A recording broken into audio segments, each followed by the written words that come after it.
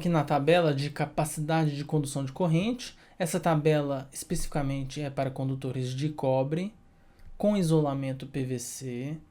Então, né, a temperatura máxima do isolamento é 70 graus Celsius.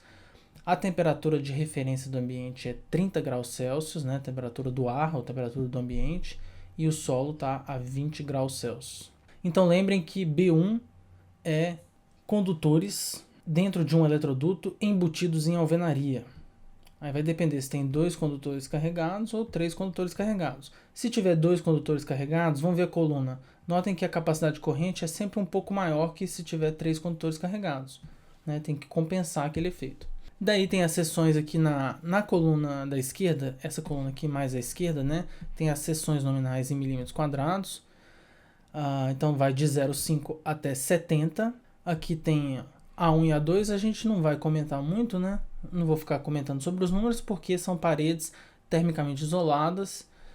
Não é o caso mais típico aqui de construção, então eu vou... Bom, os números estão aí, vocês podem consultar. Eu vou comentar mais sobre os valores da B1, que é o mais comum aqui. Note o seguinte, então, 1,5 tá aqui, é o mínimo e o mais típico seção nominal de circuitos de iluminação. Então a gente faz assim, ó, percorre aqui na horizontal, 2 condutores carregados, né? Principalmente a iluminação fase neutro, né? Então 2 condutores carregados, então 17,5 amperes. Essa é a capacidade de corrente do cabo de 1,5 com a maneira de instalação B1, com a temperatura ambiente a 30 graus Celsius e temperatura máxima 70 graus no isolante. O que isso significa? Significa que se trafegar menos de 17,5 amperes, por exemplo 16 amperes, a temperatura do isolamento não vai chegar a 70 graus Celsius. Se trafegar mais de 17,5, por exemplo 19 amperes, o condutor vai danificar o seu isolamento e vai ter um problema na instalação. Notem que se fosse 3 condutores carregados, cairia o valor de 17,5 para 15,5. No caso das tomadas, que o mínimo permitido em norma é 2,5, então eu vou seguir aqui a linha, 2 condutores carregados, 24 amperes. Então de 17,5 subiu para 24. 4 milímetros quadrados, ó. A gente encontra isso em instalações, né? Tomadas de uso específico, a gente encontra 4 e 6, né? Torneira elétrica, chuveiro elétrico, ar-condicionado, aquecedor, ferro de passar, enfim, todos aqui talvez cairiam no caso de 4 milímetros quadrados ou no caso de 6 milímetros quadrados.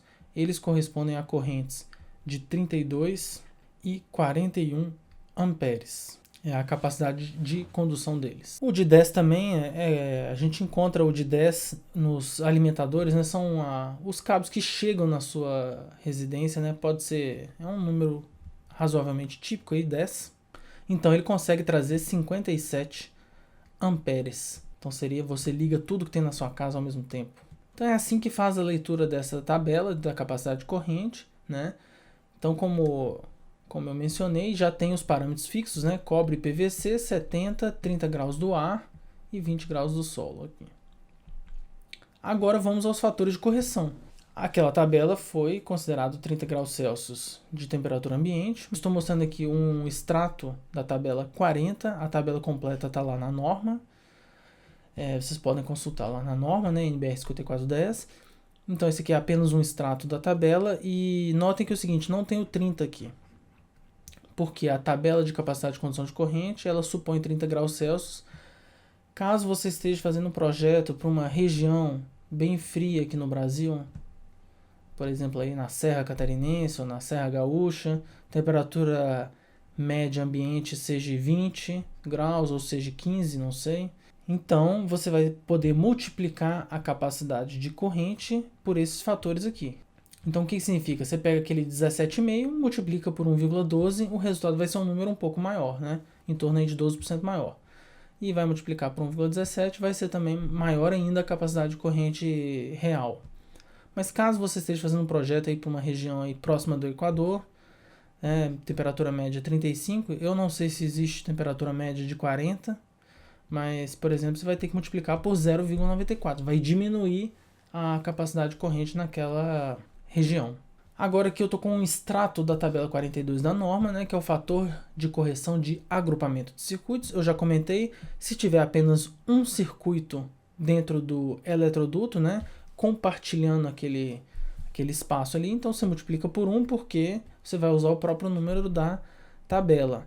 Se tiver dois circuitos compartilhando o eletroduto, você vai ter que multiplicar por 0,8 a capacidade de corrente. Você vê que cai 20% a capacidade de corrente quando você vai compartilhar eletrodutos. Quando for 3 circuitos, dá 0,7. O que eu acho interessante, assim, ficar falando só dos números, tudo bem.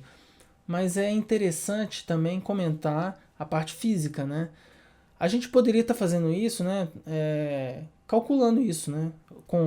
Usando conhecimentos de transferência de calor e de circuitos elétricos para calcular qual que é a potência gerada, mas é realmente um problema extremamente complexo. Você coloca um segundo circuito compartilhando o eletroduto e o efeito não é linear, né? Você diminuiu apenas 20% da capacidade de condução, mas o fenômeno que está acontecendo ali é super complexo. Então por isso que é realmente tabelado aqui esse fator. Então, bom, para cá vem os outros números, né, dependendo da quantidade de circuitos que estão ali.